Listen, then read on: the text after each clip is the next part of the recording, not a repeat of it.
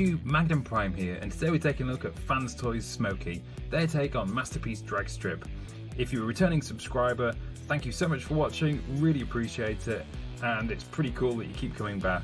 If you're new to my channel, hi there, welcome, hit the subscribe button, hit the like button, hopefully you enjoy the review. Okay, here we go.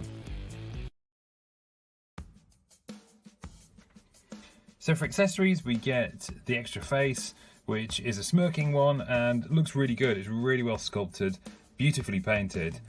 Yeah, it's just good, got a nice character. We also get the little driver dude, which I'll show off in alt mode. That's really nicely painted as well. And then we get two identical blasters. Typical Fans Toy stuff, high quality.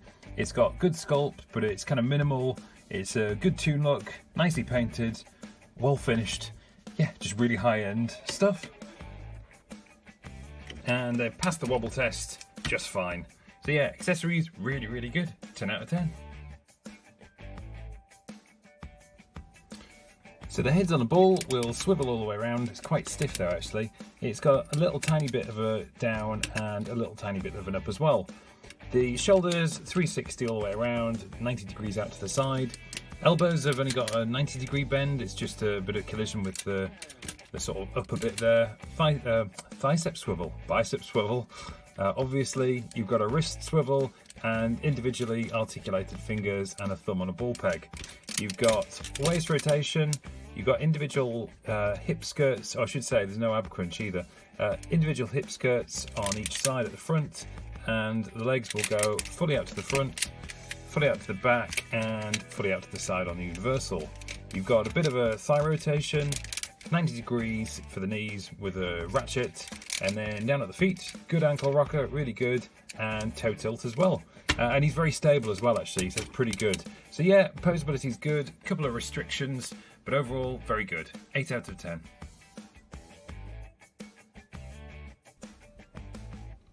So in terms of quality, Fans Toys don't disappoint, do they? They pretty much knock it out of the park, particularly at the price point, certainly of the initial release anyway. I don't know about those inflated aftermarket prices, but certainly you more than get what you're paying for.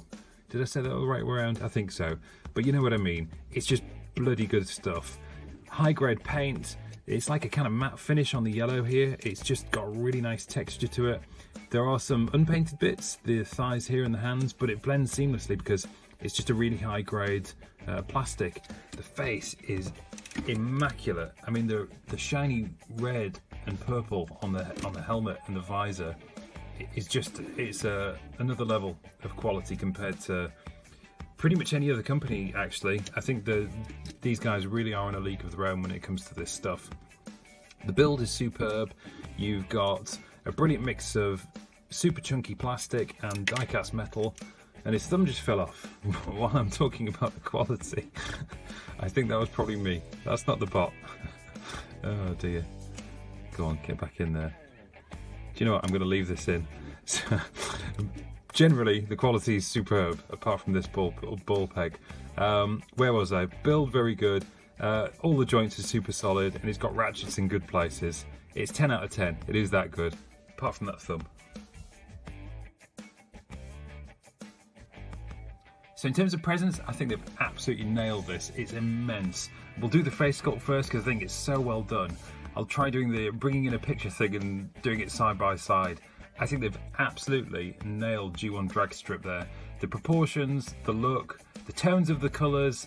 Yep, they're in a metallic finish because it's a high-end collectible, but that is pretty fantastic looking to me. The overall proportions of the figure, I think, are superb, just perfect. It looks absolutely great. The cleanliness is clean. It's all there, everything. It's a proper good looking figure. It does lose it when you go around to the back because you've got all those screws that just kind of make it look horrible, and he's got a gappy bum. But do you know what? Nobody has the masterpiece on the shelf looking away from the room, and from all relevant angles, he just looks superb. It's an immense looking figure. It really is. 10 out of 10. So in terms of comparisons, here he is with MP36. I've said it before, obviously Fans Toys have a slightly bigger scale than Takara, but somehow this kind of works. It looks about right, proportionally, size-wise, To me, it looks good anyway. Unfortunately, I don't have the rest of the team anymore, otherwise I'd do the full comparison shot. I just passed them on because I couldn't see the value in having all of these masterpiece scaled combiner teams in various states of completion when there's so many other cool things out there to get. So yeah, having said that though, Smokey does look very, very cool, and I'm kind of regretting it a little bit, just a little. But I don't know, I might jump back in on the team when we see the big combined the trailer thing when that comes out, and we'll see how it looks. I might go back in if possible. So yeah, anyway, a small comparison nonetheless. There we go. So I was really quite impressed with the transformation on this actually. Proper masterpiecey, interesting, little twists and turns, really clever stuff, really clever stuff to get all of this unfolded out and also collapse the size down of the thing. It's proper voodoo magic stuff going on in this one. Really, you know, quite good actually. And it's not got the usual fans toys thing of overly fussy and complicated engineering to the point where you're getting, you know, you're tearing your hair out and stuff. It's kind of fluid and it all works. It's got just the right level of complicated, put it that way.